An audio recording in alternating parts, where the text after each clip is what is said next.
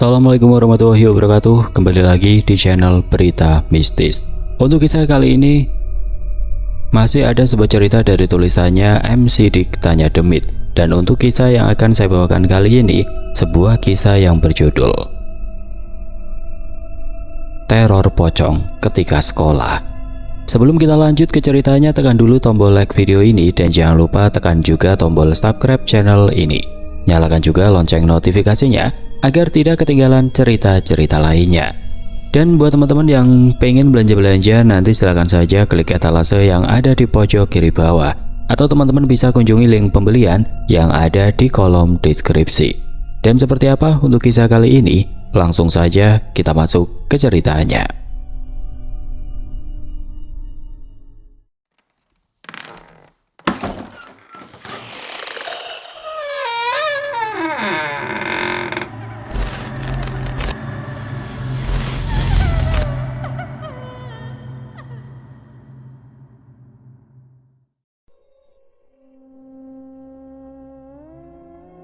Perkenalkan, namaku Sidik, dan ini adalah pengalamanku ketika lingkungan di sekitar sekolah yang geger karena sebuah penampakan makhluk halus yang mengerikan.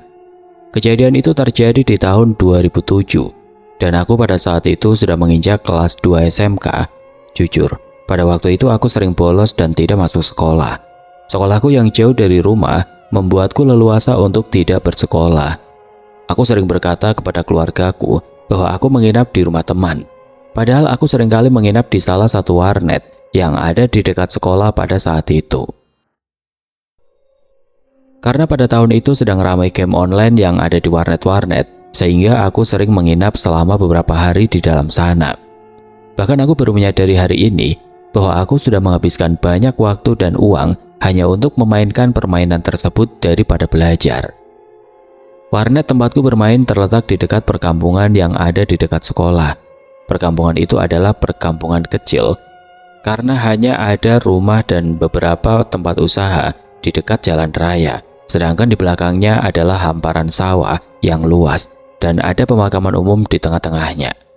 Di warnet itu memang sering dipakai anak-anak seumuranku untuk bermain game hingga larut malam.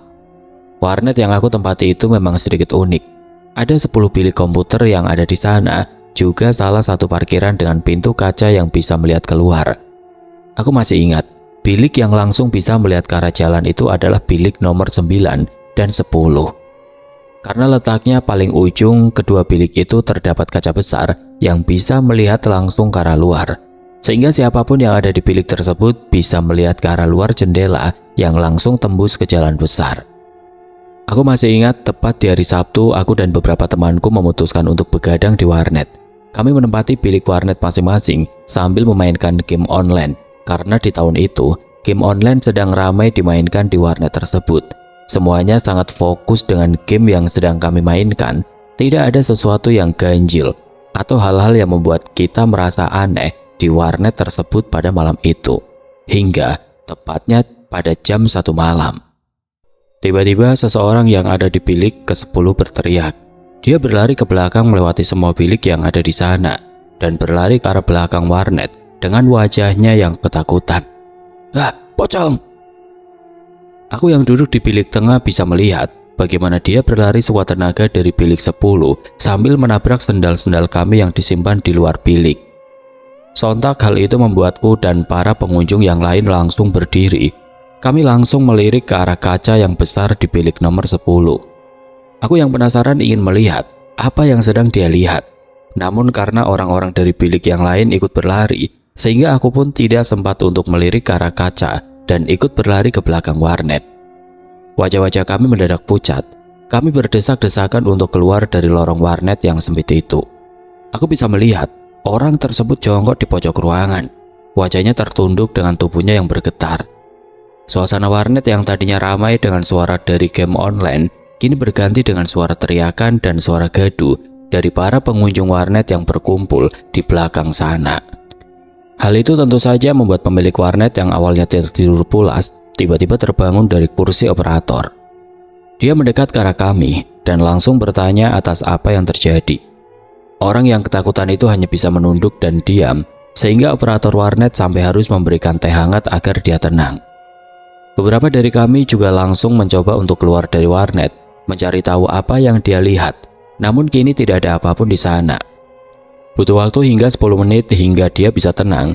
Dan ketika dia sudah tenang dan merasa bahwa semuanya sudah aman, dia akhirnya bercerita. Orang itu berkata bahwa ketika dia sedang asik di layar komputernya, tiba-tiba dia mendengar ada sesuatu yang mengetuk jendela yang ada di dekatnya. Awalnya dia tidak mendengar suara itu. Telinganya yang tertutup handset membuat dia tidak teralihkan dari layar komputernya. Namun lama-kelamaan dia mulai mencium bau yang aneh. Sebuah bau busuk mayat yang bercampur dengan bau kamper yang tiba-tiba muncul tepat dari arah kaca. Hal itu tentu saja membuat dia melirik ke arah sumber bau yang dia cium pada saat itu. Dan ketika dia melirik ke arah jendela, dia benar-benar dikejutkan dengan sesosok pocong yang sedang mengetuk-ngetuk jendela di bilik warnet itu dengan kepalanya. Tubuhnya yang terbungkus dengan kain kafan dari balik jendela membuat orang itu ketakutan. Apalagi dia dengan jelas menceritakan bahwa kain yang dia pakai nampak masih baru dengan warna yang belum menguning. Terlihat beberapa titik noda kotor akibat tanah yang menempel di banyak tempat. Juga ada beberapa noda darah yang muncul dari balik kain kafan yang putih tersebut.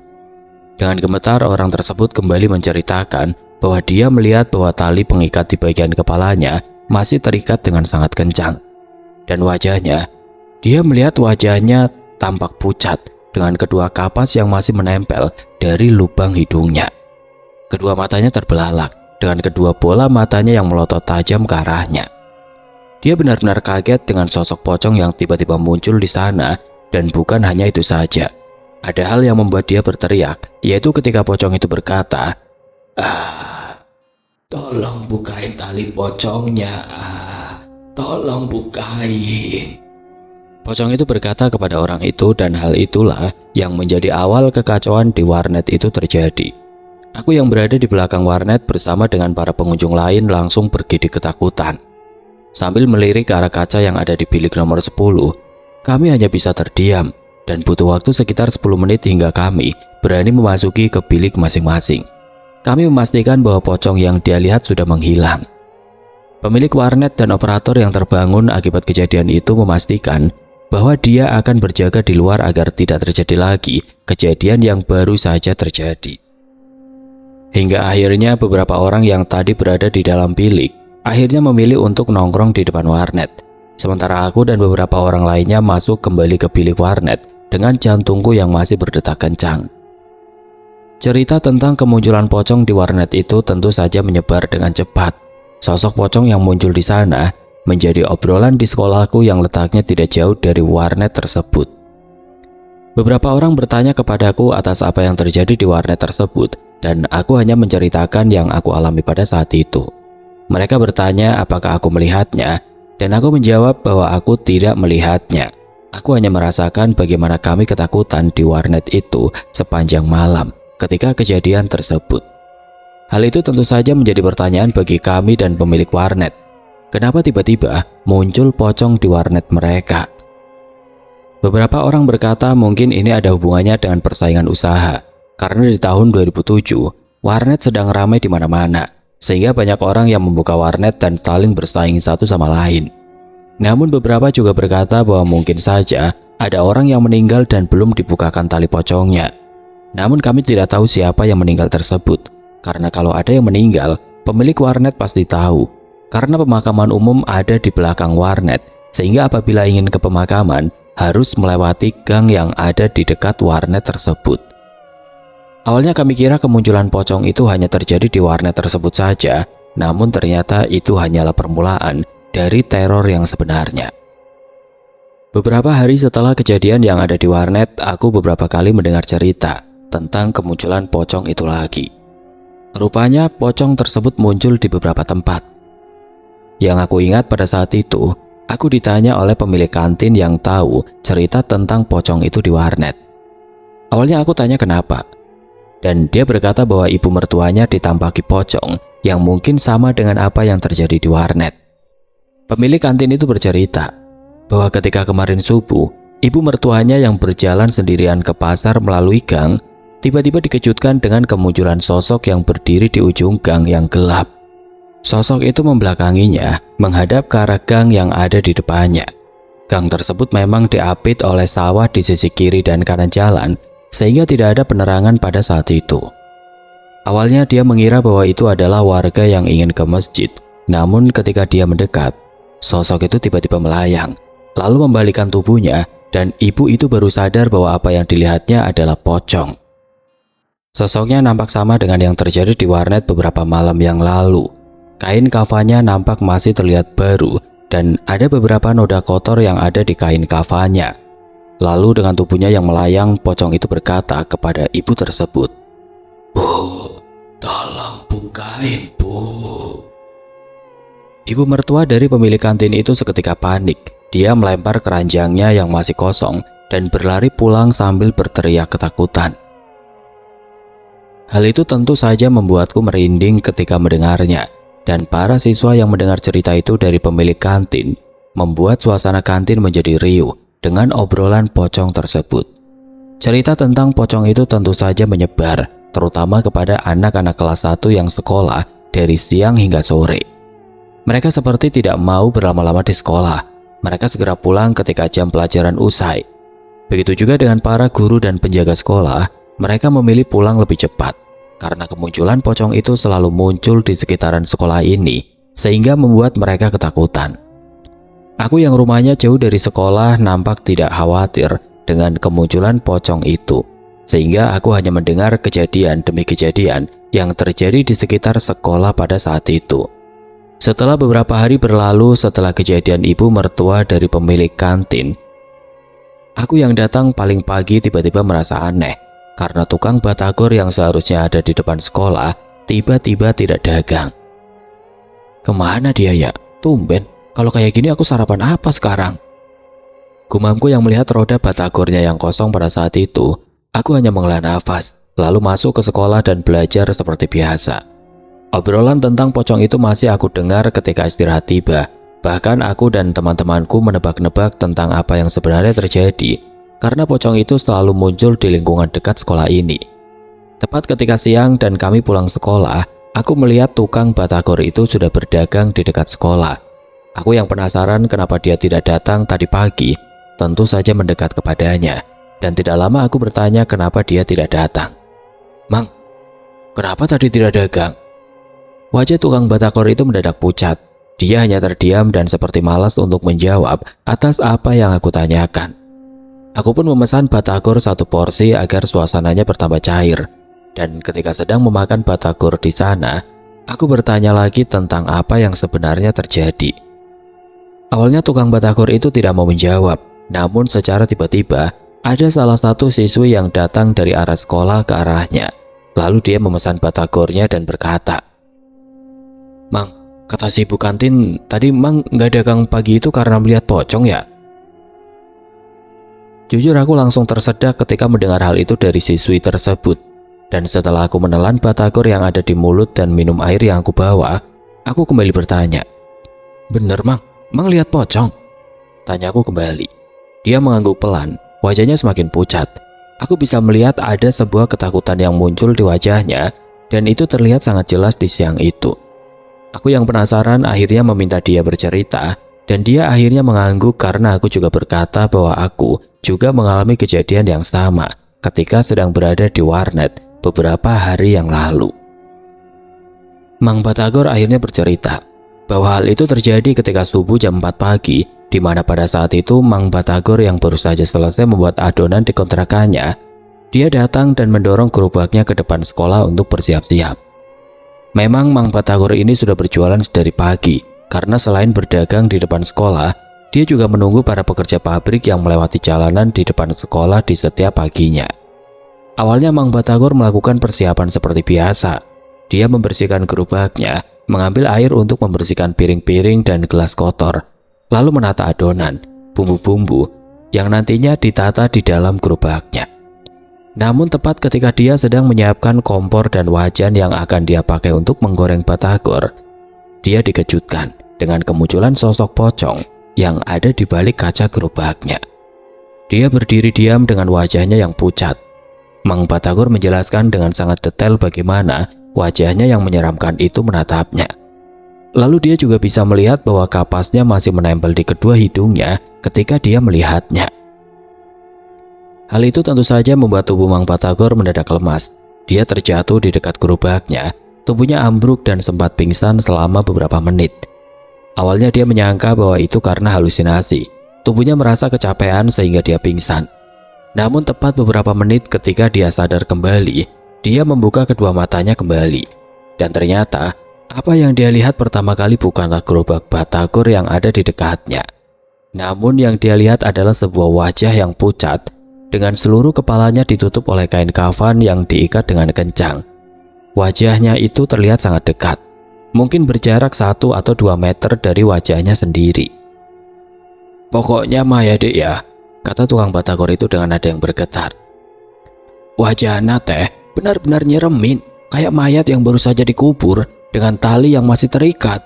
Terus pas dia melihatku dari dekat, dia teh tiba-tiba berkata, 'Tolong bukain tali pocongnya, ah.'"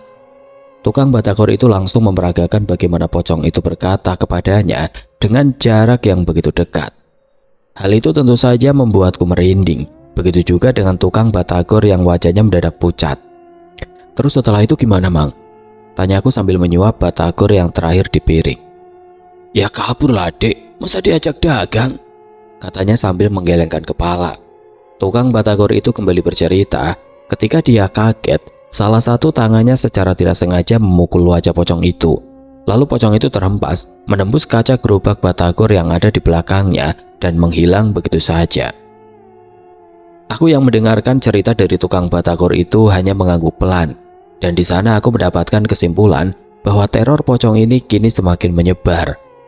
Tapi aku masih tidak tahu kenapa di sekitar sekolah dan kampung yang ada di dekatnya jadi ada teror pocong. Karena baru kali ini ada yang seperti ini selama aku bersekolah di tempat ini. Beberapa waktu berlalu, teror pocong itu semakin lama semakin menyebar. Setelah kejadian warnet, kejadian mertua Bu Kantin dan tukang Batagor, ternyata banyak kejadian lagi yang terjadi dengan kemunculan pocong itu. Hal itu tentu saja menjadi pembicaraan di semua tempat. Ketika aku bersekolah, ketika sedang di warnet, bahkan ketika di angkot, ketika aku akan pulang ke rumah setelah pulang dari sekolah. Cerita terbaru yang aku dengar bahwa ada seseorang pengendara motor yang ditampaki oleh pocong itu yang tiba-tiba muncul dan duduk di kursi belakang. Bahkan orang-orang yang ada di pinggir jalan bisa dengan jelas melihat pocong itu dengan kedua matanya sendiri. Bukan hanya itu saja, situasi di lingkungan tersebut kini mendadak sepi ketika maghrib. Tidak ada orang-orang yang nongkrong. Tidak ada lagi yang berdagang lagi di warnet. Bahkan tukang nasi goreng yang sering melintasi warnet yang letaknya dekat sekolah, kini sudah beberapa hari tidak berdagang.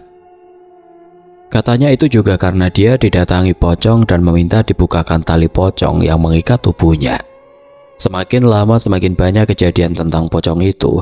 Bahkan aku sendiri sekarang susah mendapatkan angkot apabila pulang dari sekolah ketika ada kegiatan hingga maghrib. Mereka seperti memilih untuk memutar balik dan tidak melewati lingkungan tersebut akibat teror pocong yang membuat mereka ketakutan. Seiring teror pocong yang terus muncul di berbagai tempat di lingkungan tersebut, aku yang rumahnya jauh harus segera pulang dan tidak boleh nongkrong di sana sampai malam. Dan semenjak teror pocong itu ada, aku jadi tidak mengunjungi warnet lagi untuk bermain game online. Sehingga aku tidak menginap lagi selama beberapa hari di tempat tersebut. Aku sendiri memang tidak terlalu peduli dengan cerita-cerita itu karena aku belum pernah sekalipun melihat sosok pocong itu dengan kedua mataku sendiri. Namun hal itu seketika berubah. Tepat ketika aku mengalaminya sendiri, di mana pada saat itu aku ada praktek kerja lapangan yang mengharuskan aku untuk magang di salah satu bengkel yang dekat dari sekolah. Karena jarak dari rumahku ke bengkel itu lumayan agak jauh, sehingga pemilik bengkel memberikan sebuah tempat untukku menginap.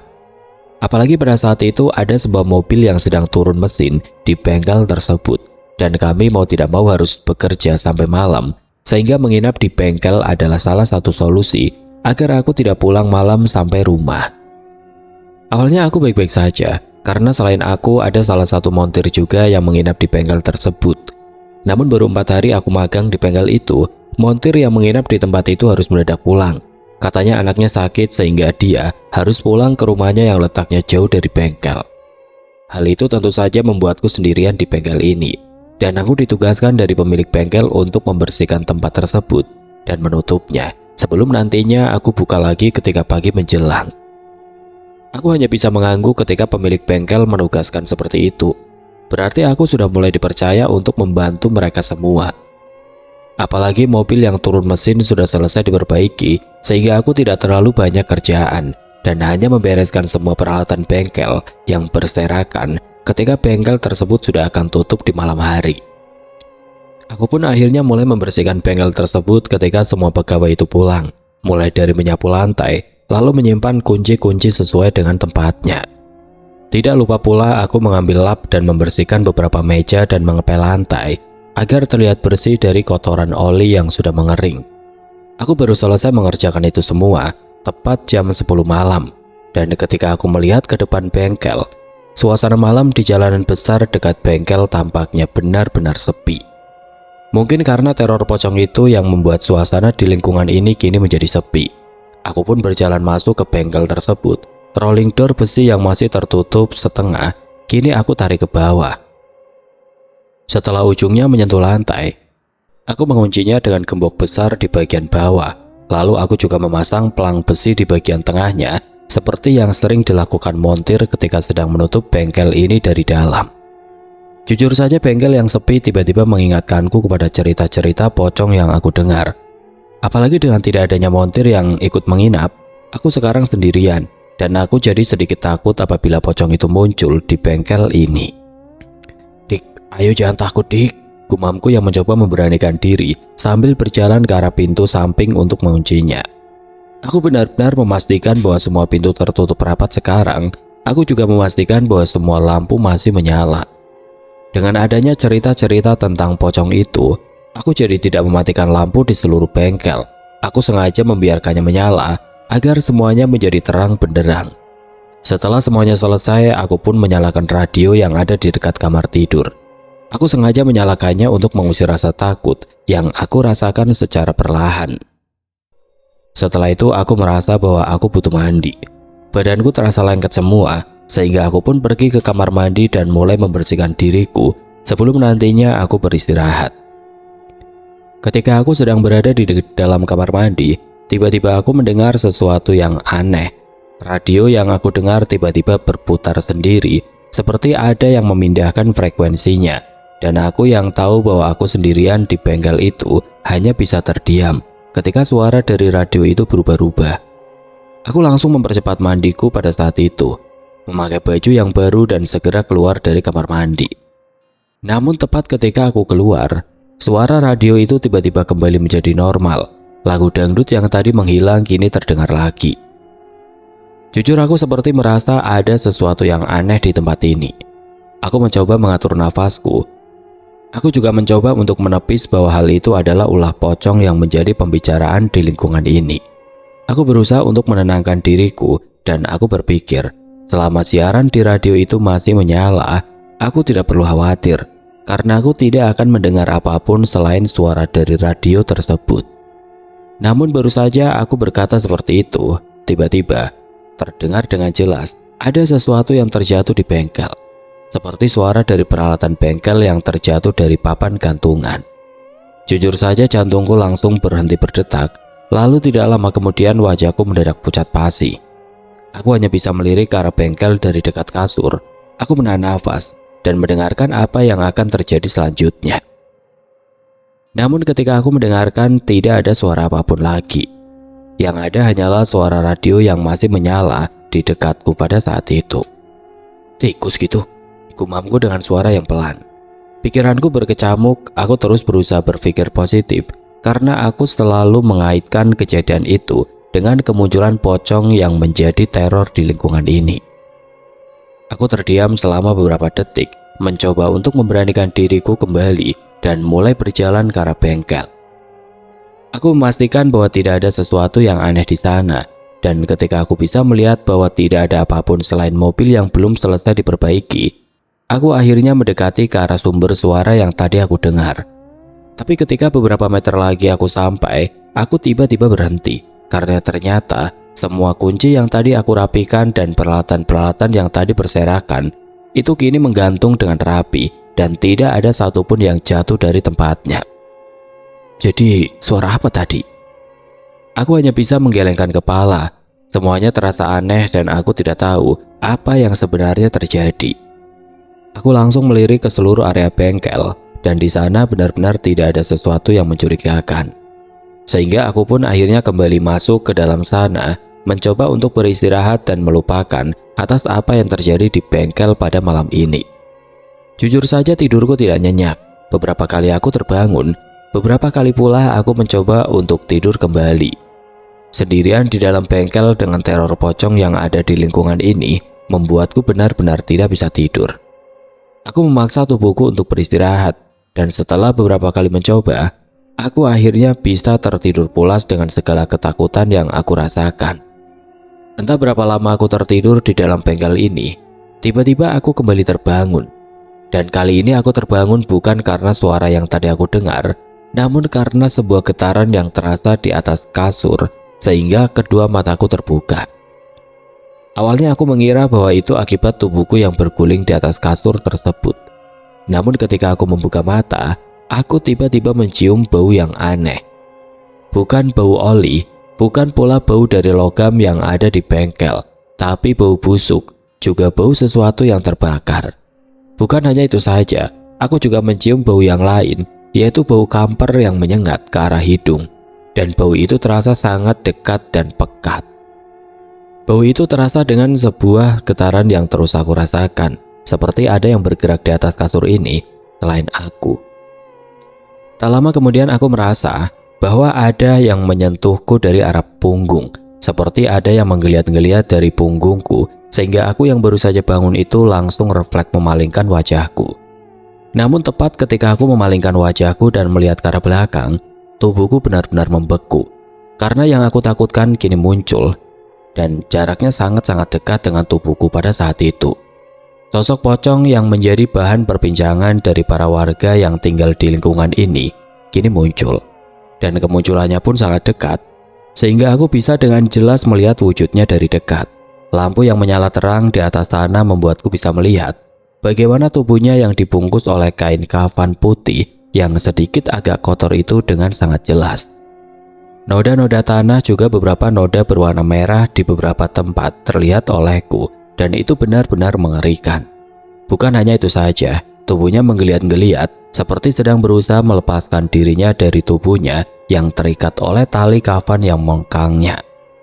Tubuhku mendadak membeku. Aku tidak bisa menggerakkan seluruh badanku pada saat itu. Rasa takut yang tadi aku hilangkan mendadak muncul kembali, dan itu menjalar ke seluruh tubuhku dengan cepat, sehingga tubuhku kini basah oleh keringat dingin yang muncul secara perlahan. Aku ingin sekali berteriak, namun tidak ada suara yang keluar dari mulutku pada saat itu. Aku hanya bisa membuka mulutku dan aku tidak bisa berbuat apa-apa selain melihat pocong itu menggeliat-geliat di dekatku dengan tubuhnya yang menyeramkan. Entah berapa menit dia muncul di dekatku, namun puncak ketakutanku pada saat itu tepat ketika kepalanya yang terikat itu berputar dengan sangat pelan dan secara perlahan menoleh ke arahku. Di sana aku bisa melihat bagaimana wajahnya yang pucat dengan kedua kapas yang menempel di hidungnya. Lalu kedua matanya kini menatapku dengan tatapan yang kosong, dan tepat ketika kami saling melihat satu sama lain, tiba-tiba dia berkata, dan hal itu membuat tubuhku langsung tersentak. Katanya dengan nada yang serak dan menyeramkan. Tolong bukain tali pocongnya. Jantungku semakin berdetak kencang, dan karena hal itulah tubuhku yang membeku kini tiba-tiba tersentak dan tubuhku digerakkan lagi. Di sana aku berteriak, dan mungkin hal itu teriakan yang paling keras selama aku hidup di dunia ini hingga sekarang. Aku langsung refleks menendang tubuhnya dengan keras. Tubuhnya langsung menabrak dinding yang ada di belakangnya dan menembus dinding tersebut hingga menghilang. Aku yang panik dan ketakutan langsung berguling dan menjatuhkan diri di kasur. Tubuhku langsung jatuh dan membentur lantai ubin yang keras di bawah kasur. Tidak ada yang bisa aku lakukan. Aku langsung berusaha bangkit dan berlari keluar melalui pintu rolling door bengkel. Karena aku benar-benar panik. Aku baru sadar bahwa rolling door itu terkunci dan kuncinya aku simpan di lemari. Sehingga aku langsung berlari kembali untuk mengambil kunci dan berusaha untuk membuka rolling door itu dengan cepat.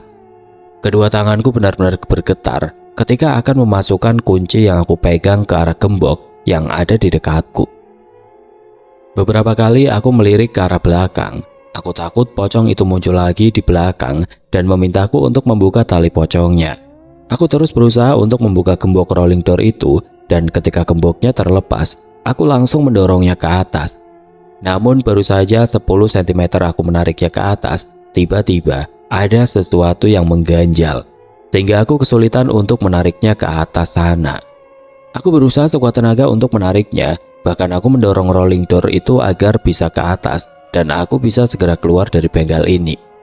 Tapi, baru saja aku ingin melakukan sesuatu dengan rolling door itu, ada sesuatu yang muncul di antara celah sempit dari lantai dan rolling door tersebut. Ada sebuah kepala yang terbungkus kain kafan dengan posisinya yang miring muncul secara tiba-tiba. Kepala tersebut seperti berusaha masuk dari luar, sehingga kepalanya menempel dengan lantai yang kotor dan penuh dengan cairan oli yang sudah mengering di bawah sana. Jujur saja tubuhku yang kaget langsung melompat ke belakang, dan di sana aku bisa melihat bagaimana sebuah kepala dari pocong yang tadi aku lihat di belakang sana kembali muncul dengan gerakan yang mengerikan dari celah rolling door. Dari celah sempit itu, kedua matanya menatap lurus ke arahku. Bibirnya yang pucat terbuka secara perlahan, dan di tengah-tengah tubuhnya yang merangsak masuk secara perlahan ke arahku, dia tiba-tiba berkata, dan hal itu membuatku semakin ketakutan. Tolong. Hal itu tentu saja membuatku kembali berteriak. Jalan keluar satu-satunya dari bengkel ini kini tertutup oleh pocong tersebut, dan aku kini terjebak di dalam bengkel dan tidak ada lagi jalan untukku keluar dari tempat ini. Aku panik, benar-benar panik. Aku langsung membalikkan badanku dan berlari kembali ke arah belakang. Di sana aku ingat bahwa ada sebuah ventilasi di kamar mandi yang mungkin saja pas dengan tubuhku yang kecil ini. Aku sudah tidak peduli dengan pintu rolling door yang terbuka. Yang ingin aku lakukan hanyalah bagaimana aku keluar dari situasi ini. Aku kembali berlari di tengah suara rolling door yang keras ketika sosok pocong itu berusaha masuk dari celah sempit itu. Jujur aku tidak berani menoleh ke belakang. Aku berlari sekuat tenaga dan masuk ke dalam kamar mandi yang ada di belakang sana. Aku langsung mengunci diriku dari dalam, dan di tengah-tengah suara nafasku yang berat, aku langsung melirik ke arah atas. Tepatnya ke arah jendela ventilasi yang mungkin bisa aku masuki pada saat itu. Brak, terdengar suara yang keras dari arah bengkel. Sepertinya pocong itu sudah bisa masuk kembali ke arah bengkel. Aku bisa mendengar ada sesuatu yang diseret, seperti kain kafan yang diseret di lantai bengkel, dan arahnya mendekat ke arahku. Aku semakin panik, aku langsung menginjak kloset duduk yang ada di kamar mandi itu. Lalu setelah itu aku langsung melompat mencoba untuk meraih jendela ventilasi yang ada di atas sana dan membukanya dengan paksa. Aku menarik tubuhku ke atas, lalu dengan susah payah aku mendorong tubuhku agar masuk melewati jendela ventilasi yang sempit itu. Rupanya jendela ventilasi itu tembus ke arah sawah yang ada di belakang bengkel. Dengan kepanikan yang luar biasa, aku langsung menjatuhkan diri ke sawah yang ada di belakang bengkel tersebut. Tubuhku langsung kotor karena lumpur ketika tubuhku terjatuh. Lumpur yang basah dan dingin itu membuatku langsung menggigil, namun aku merasa bahwa aku belum aman, sehingga aku mencoba untuk bangkit kembali dan berlari di tengah-tengah lumpur sawah kotor tersebut. Aku melirik ke arah ventilasi, dan sepertinya pocong itu tidak mengejarku melalui ventilasi. Aku terus berlari hingga aku sampai ke jalanan kecil di pematang sawah, dan di sanalah aku baru bisa duduk dan menenangkan diriku atas apa yang terjadi di dalam bengkel tersebut. Di tengah-tengah hamparan sawah yang luas dan gelap, aku hanya bisa terdiam. Pikiranku terus memikirkan pocong itu yang mungkin masih ada di dalam bengkel. Entah berapa lama aku terdiam, namun aku tidak berani lagi untuk mendekat ke arah bengkel tersebut. Aku lebih memilih untuk mencari saung untuk beristirahat, dan di sana aku berharap bahwa pocong itu tidak akan mengejarku lagi sekarang. Tapi sepertinya anggapanku salah, karena tepat ketika aku menyusuri pematang sawah untuk menuju saung terdekat, di sana aku bisa melihat ada sesuatu yang melayang. sebuah bayangan putih yang muncul dari atap bengkel dan melayang pelan ke suatu tempat yang ada di tengah-tengah sawah yang jauh di sana. Dan aku baru menyadari bahwa tempat itu adalah pemakaman. Sebuah pemakaman umum yang digunakan oleh para warga yang tinggal di dalam lingkungan ini. Aku tidak tahu berapa lama aku terdiam di dalam saung tersebut. Tubuhku benar-benar bergetar dan aku baru memberanikan diri untuk kembali ke bengkel ketika adzan subuh berkumandang. Untungnya dengan rolling door depan yang sedikit terbuka, tidak ada maling yang masuk ke dalam. Sehingga ketika aku kembali, tidak ada apapun yang hilang di dalam bengkel tersebut. Tepat di pagi harinya, aku pun menceritakan semuanya kepada pemilik bengkel. Dia juga panik, dan ternyata aku juga baru tahu bahwa montir yang pulang itu sebenarnya dia keluar. Karena sebelum aku magang di sana, montir itu sempat didatangi oleh pocong itu beberapa malam, dan hal itu membuat dia trauma. Aku juga memberitahu bahwa mungkin saja itu ada hubungannya dengan pemakaman belakang, karena aku melihat bahwa dia melayang ke pemakaman. Hal itu tentu saja membuat pemilik bengkel berpikir atas apa yang aku katakan, sehingga dia berkata bahwa dia harus membicarakan ini kepada para warga di sekitar bengkel atas apa yang aku katakan. Setelah kejadian itu, aku tidak mau lagi menginap di bengkel, dan aku mendengar kabar bahwa para warga akhirnya mulai mencari tahu makam mana yang dicurigai menjadi penyebab pocong tersebut. Butuh beberapa hari sehingga mereka menemukan satu makam yang aneh, sebuah makam tanpa pemilik, tanpa batu nisan, dan para warga tidak tahu itu makam siapa. Mereka berpendapat bahwa ada warga luar yang memakamkan seseorang di pemakaman ini tanpa ada pemberitahuan kepada warga. Dan hal itu membuat para warga memutuskan untuk membongkarnya lagi. Benar saja ketika makam itu dibongkar, mereka melihat jenazah yang ada di dalamnya terbungkus rapi dengan kain kafan yang kotor oleh tanah. Bagian tali pocongnya masih terikat dengan kencang, dan wajahnya sangat mirip dengan penampakan pocong yang dibicarakan oleh para warga. Mereka bertanya-tanya, dia siapa? Karena tidak ada yang mengenali sama sekali. Anggapan bahwa ada orang yang ikut memakamkan jenazah yang tidak dikenal semakin kuat, dan sepertinya mereka melakukannya terburu-buru sehingga tali pocongnya lupa dibuka. Akhirnya para warga memutuskan untuk mengulangi proses pemakaman. Jenazah itu diurus kembali sebagaimana semestinya, dan kali ini semua tali yang mengikatnya dibuka. Setelah dimakamkan ulang, teror itu mendadak menghilang.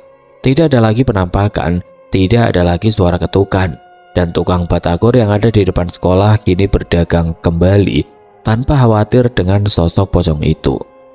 Teror pocong itu akhirnya selesai dan menjadi sebuah cerita dan pengalaman yang mengerikan ketika aku sekolah di lingkungan tersebut. Oke teman-teman, sekian untuk kisah kali ini. Bagaimana menurut kalian tentang kisah ini? Tulis komentar kalian di kolom komentar. Dan buat teman-teman yang baru bergabung, jangan lupa untuk like, komen, share, serta subscribe channel ini. Dan nantikan kisah-kisah horor berikutnya tetap di channel Berita Mistis. Wassalamualaikum warahmatullahi wabarakatuh.